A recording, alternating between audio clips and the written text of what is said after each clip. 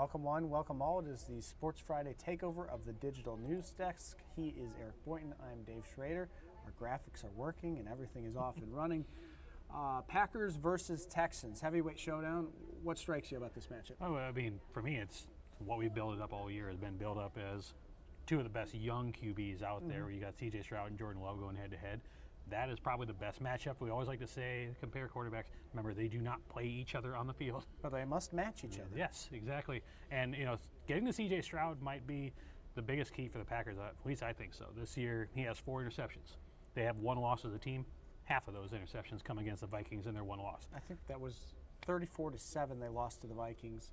Obviously, they walloped the Patriots last week, putting up 41 points, taking the ball away 4 times. A 5-1 Texan squad coming in. It should be very interesting. The Packers wins, of course, against teams that aren't that great so far. It gets a lot tougher. The Texans this week, I know the bad Jags after that, but then the Lions after the bye, the Bears. So the level of competition definitely taking a jump up. As far as the injury report, everyone good to go except for 3 players for the Packers.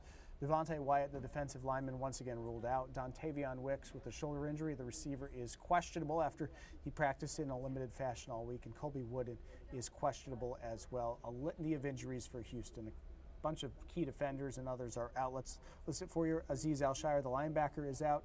Kamari Lassiter, the corner, is out. Jimmy Ward, the safety, is out. Henry To'o is out. So that's the only time I have to say his name. I hope I got it right.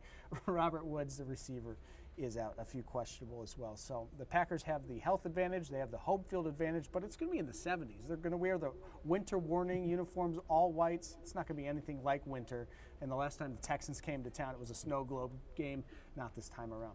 The other big piece of news today, the official retirement of Phoenix alum and all-time scoring leader, Tony Bennett. I mean, it was a big upset, a big surprise. I almost said upset, but big surprise in the college basketball world this late for Tony Bennett, who got an extension in spring, to announce that he's going to retire, and kind of following the same footsteps as Nick Saban or Packers defensive coordinator Jeff Hafley. Quite frankly, things have changed in college basketball, and it is a lot to adjust. And Tony Bennett said as much today that it's those changes that maybe he's not equipped in to handle. If you're unfamiliar with what I'm talking about, those changes I'm talking about: name, image, likeness, NIL, how players get paid, the transfer portal, which has almost created like a Wild West in college athletics, and basketball especially.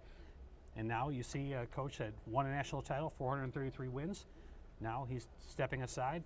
So another coach that didn't say that he doesn't think that players should get paid, but thinks that there should be changes made to the system. He said, we're not going back to where players aren't paid. They deserve to be paid. But Bennett also saying today that it needs to be regulated. There needs to be some sort of salary cap, a collective bargaining agreement. It can't be the Wild West because it creates a lot of headaches. You mentioned some other coaches who left the college ranks. I mean, Mike Krzyzewski didn't come out and say it, but he chose to retire right around the same time. And Jay Wright, another national championship coach like Tony Bennett, Jay Wright hanging it up before anyone had expected.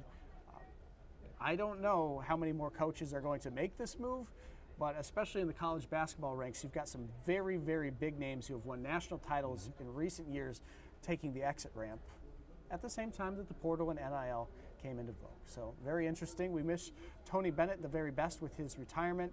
He's an absolute legend and an absolutely delightful human being as well. Thank you for joining us. Don't forget to watch Operation Football tonight at 10. The game of the week, Seymour at Winneconne to decide the Bay.